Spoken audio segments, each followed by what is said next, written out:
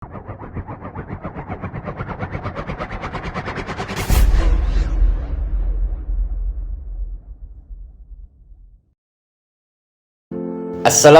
warahmatullahi wabarakatuh. Sahabat akhirat dimanapun berada, bertemu kembali lagi dengan saya Kang Obay 7 di channel resmi Yayasan Pendidikan Majelis Al-Furqan. Dan alhamdulillah dalam sesi kali ini qadarullah Allah mempertemukan saya dengan sahabat yang sudah lama berpisah. Sahabat saya waktu masih di jalan. Perkenalkan, di sini ada Kang Asmet 7. Assalamualaikum warahmatullahi wabarakatuh. Gimana, sehat Kang Asmet? Alhamdulillah. Alhamdulillah. Sekarang kegiatan apa Kang Asmet? Dari swasta. Gak usah. Saya dapat kabar dari sahabat-sahabat yang lain, katanya Kang Asmet sekarang alhamdulillah sudah hijrah juga gitu. Insya Allah. Alhamdulillah, semoga Allah memberikan istiqomah. Kita doakan sahabat akhirat, sahabat saya ini diberikan istiqomah di jalan yang diridhoi oleh Allah Ta'ala. Dalam sesi kali ini mungkin ada yang ingin disampaikan, atau dalam proses hijrah ada kendala atau sesuatu yang mudah-mudahan saya bisa bantu, sedikit bantu. Silakan. Bismillahirrahmanirrahim. Begini Ustadz, emang dalam proses hijrah yang saya rasakan emang berat ya, terutama dorongan untuk mendukung ke arah yang lebih baik tuh ternyata sulit sekali, apalagi setelah sering ada trauma-trauma masa lalu gitu ya, yang sering saya rasakan dulu itu. Karena tahu sendirilah yang namanya dunia begini, dulu hal-hal yang negatif tuh, hampir semua hal negatif tuh saya lakukan. Dan sekarang dihantui oleh iya, okay. Iya. Kadang-kadang itu sekolah menghantui, dan kadang kalau sudah ingat ke sana tuh perasaan tuh kayak blank gitu kan. Terus penyesalan yang emang tidak bisa ditebus lagi tuh. Ingat sama ya istilahnya dosa-dosa seperti ya yang dulu yang kepada sama orang tua ataupun orang lain yang pernah saya dolimi dulu gitu kan. Itu hal-hal seperti itu sampai sekarang tidak bisa hilang dari pikiran saya. Kadang-kadang dalam mimpi pun selalu menghantui gitu kan. Dan jadi ke jiwa saya juga kadang-kadang jadi suatu yang agak berat untuk dilupakan itu. Itu caranya mungkin ada sedikit masukan dari Ustadz buat saya supaya hati itu agak lebih tenang lagi. Kalau bisa itu masa lalu saya nggak mau terulang lagi, dan saya nggak mau ingat lagi masa-masa yang akan. Amin. Baik. Sahabat akhirat, ternyata apa yang dialami oleh Kang Asmet 7 ini tidak jauh berbeda dengan saya ketika awal-awal saya hijrah. Dan mungkin sahabat-sahabat dimanapun berada, khususnya sahabat Briges, ya, sahabat XTC yang telah mendapat taufik hidayah dari Allah, yang kita pernah sama-sama hidup di jalanan, pasti mengalami. Ini Kang Asmet sekarang lagi mengalami kegalauan. Bagaimana caranya mengatasi trauma-trauma perbuatan kita di masa jahiliyah? Mungkin Kang Asmet, ini sedikit masukan dari saya. Yang pertama, kita tekadkan dalam hati kita bahwa apa yang menimpa diri kita, apa yang kita lakukan, apa yang sudah, yang sedang, dan yang akan kita lakukan, yakini sepenuh hati bahwa semuanya telah tertulis di Lauh Mahfuz jauh sebelum kita diciptakan. Itu bab tauhid. Kemudian saya di sini ingin menyampaikan salah satu kabar gembira dari Rasulullah Shallallahu Alaihi Wasallam dalam salah satu hadis. Kalau dialih bahasakan bahasa kita, kata Rasulullah, sebaik-baik pendosa adalah mereka yang bertobat. Itu yang pertama. Tolong catat. Sebaik-baik pendosa adalah mereka yang bertaubat. Kemudian yang kedua, dalam hadis yang lain, orang yang bertaubat seolah-olah dia tidak pernah berbuat dosa. Nah, ini kabar gembira dari Rasulullah. Ini Rasul yang menjamin. Dan kunci utama, jangan pernah berputus asa dari rahmat Allah. Sebesar apapun dosa kita, Kang Asmet ya, sebesar apapun dosa kita, andai kata dosa kita memenuhi langit dan bumi sekalipun, innallaha ghafurur rahim, sesungguhnya Allah Maha Pengampun dan Maha Penyayang. Ya. Jadi langkah pertama, perbanyak istighfar. Kita ingat-ingat dosa. Memang perlu kita mengingat masa lalu, kemudian kita taubati, kita mohon kepada Allah. Dan modal utama, kata Allah dalam hadis qudsi, Allah ada dalam zon atau prasangka kita. Jadi kita harus yakin ketika kita bertaubat, kita yakini bahwa taubat kita diterima. Nah, salah satu alamat atau ciri taubat kita diterima itu ada perubahan ke arah yang lebih baik. Sekarang saya mau nanya ke Kang Asmat. Setelah Kang Asmat tobat, apakah sholat 5 waktu dijalankan? Jalankan. Oke. Apakah mengikuti pengajian, majelis ta'lim atau hadir di majelis zikir? Ikut. Alhamdulillah. Nah, sebelumnya apakah hal itu dilakukan tidak? Tidak. Tidak. Nah, berarti ada perubahan ke arah yang lebih baik. Nah, itulah alamat tanda bahwa taubat Kang Asmat ini telah diterima oleh Allah. Dan apapun bentuk dosa sebesar apapun, Allah hapus. Insya Allah, yakin. Itu. Kemudian, ya, untuk menghilangkan trauma masa lalu, yang wabil khusus berkaitan dengan hablum minan nas, ya, seperti yang saya juga pernah mengalami. Kezoliman yang kita lakukan, apa yang harus kita lakukan, kita doakan. Kifaratnya adalah kita doakan. Kalau kita tahu si fulan yang pernah kita zolimi, yang pernah kita ambil haknya atau apapun bentuknya yang berkaitan hablum minan nas, kita datang, kita lakukan islah, minta maaf, minta dihalalkan, ya. Kalau perlu kisos, kita lakukan kisos. Tapi Imam Ghazali pernah, kalau tidak salah dalam salah satu kitabnya, andai kata hal itu bisa menyebabkan masalah baru, nah, cukup dengan kita doakan, ya. Kita doakan terus, ya Allah, ampuni dosa orang-orang yang telah hamba zolimi, anugerahkan taufik hidayah, berkahi sisa umurnya. Intinya kita doakan kebaikan terhadap orang-orang yang telah kita zolimi. Dan kalau pengen lebih ajib lagi, kita doakan orang-orang yang menzolimi kita, orang-orang yang masih berburuk sangka kepada kita, orang yang memfitnah kita, orang yang menggibah kita.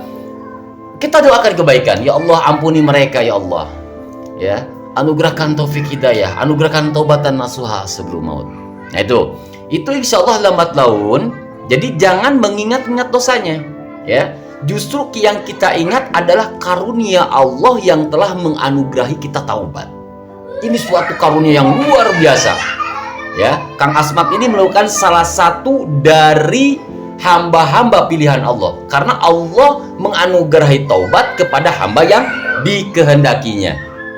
Ya, itu mungkin bisa dipahami.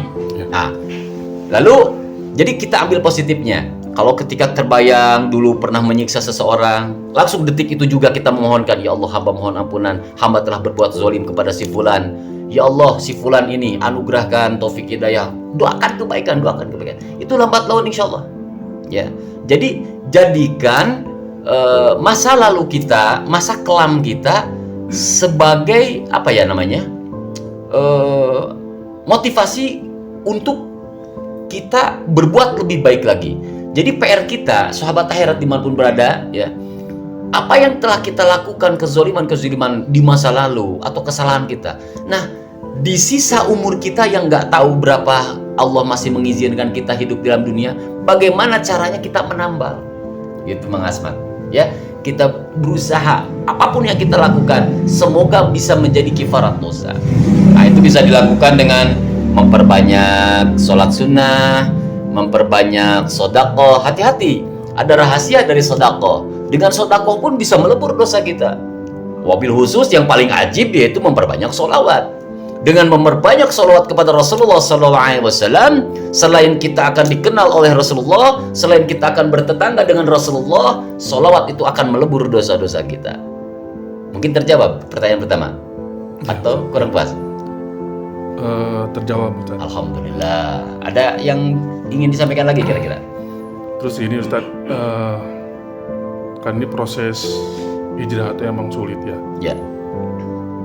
Kalaupun kita udah masuk istilahnya kebalik lagi ke jalan Allah, ke jalan Allah, untuk mempertahankan juga memang sulit juga nih. Ya. Karena godaan-godaan dari luar kan ya sampai sekarang pun saya masih di jalan ya. Dalam artian di jalan tuh bukan seperti dulu, tapi bekerja gitu kan. Tapi kan tetap saja saya pribadi ketemu sama sobat-sobat yang dulu tuh masih tetap gitu. Nah itu godaan-godaan seperti itu kan masih kenceng nih saya nih. Nah untuk istiqomah tuh gimana tuh caranya, Ustaz? Oke. Kang Asmat mau masuk surga? Mau. Oke.